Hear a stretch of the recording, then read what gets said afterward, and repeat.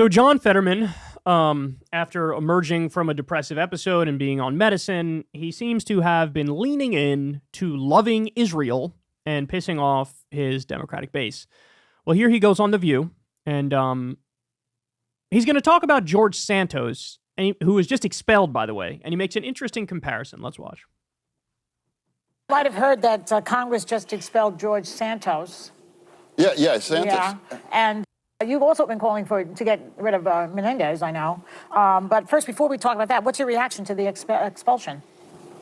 Well, it's like, I'm not surprised, but to me, I think the more important picture is that we have a colleague in the Senate that actually did much more sinister and serious kinds of things, Senator Menendez. He needs to go.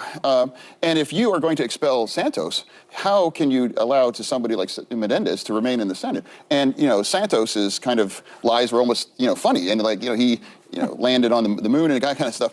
Whereas, I think, Menendez, I think, is really a senator for Egypt, not New Jersey. So I really think he needs to go. And especially it's kind of strange that if Santos is not allowed to remain in the House, someone like that. Yeah. Are you, though, uncomfortable with the fact that there hasn't been an adjudication, that while he's been charged, there hasn't been a conviction? With Menendez.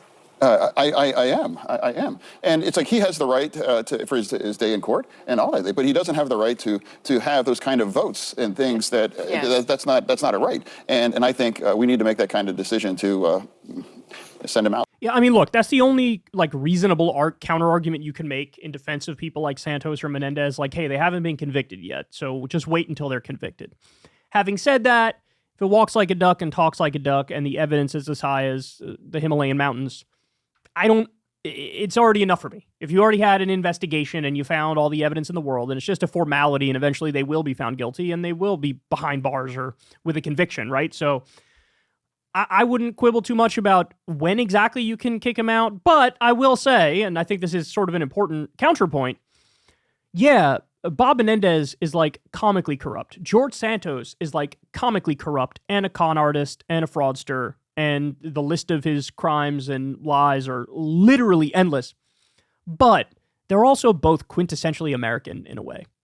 Because look, our entire political process, including the politicians who are not as comically corrupt, they're all part of the institutional corruption.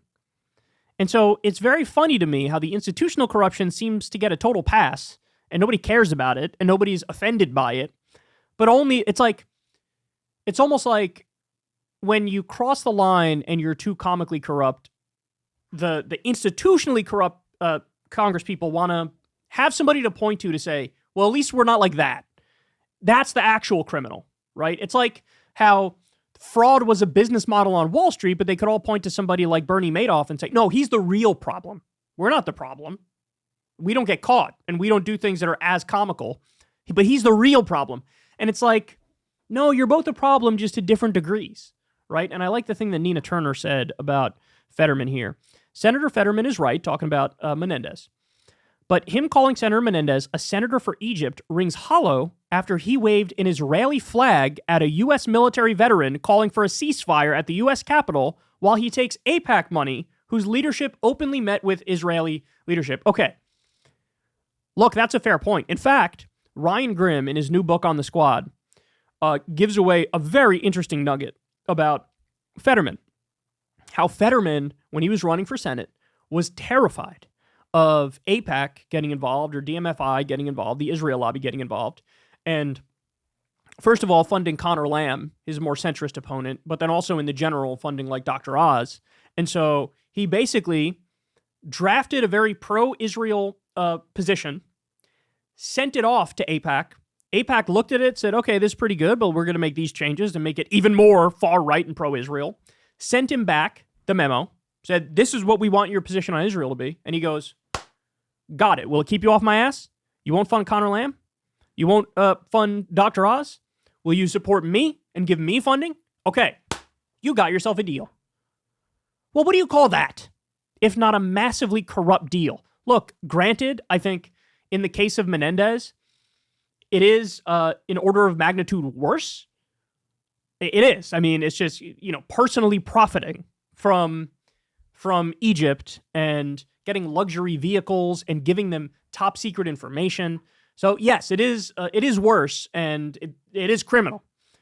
But that's kind of the point, right? Is that with Menendez, he will get his comeuppance. With George Santos, he will get his comeuppance. But will Fetterman get his? No, what he did is arguably not even illegal. But the point is, it should be illegal. Going to a foreign lobbying group to craft your position on an issue so you can raise donations from them?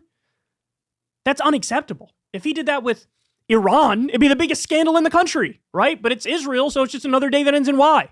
And now you see him cheerleading on an ethnic cleansing and a genocide.